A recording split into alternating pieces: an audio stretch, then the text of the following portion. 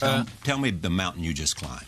The actual process of making the film wasn't that difficult. It would have been nice to have a couple more months. You know, we had like about 25. Say that. Always going to say that. Yeah. Just a couple more months. But is that because he takes 100 takes for every shot? Hey, that's a fallacy. I don't know where that came from. It's a very strange here. I've never heard. I mean, I know, it's 150 takes. Yeah. Okay, so that's not true. That's one myth we've knocked down.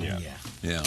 So no, it wasn't that difficult. I mean, shooting the movie wasn't that difficult, but the scrambling to put it together and find all.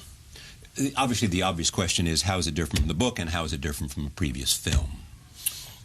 Well, I mean, the book is 500 pages, 600 pages, so, you know, we threw away what we thought were the right 350 pages to throw away, and you're left with I think a very different story. It's certainly a different story from the book, and different ending.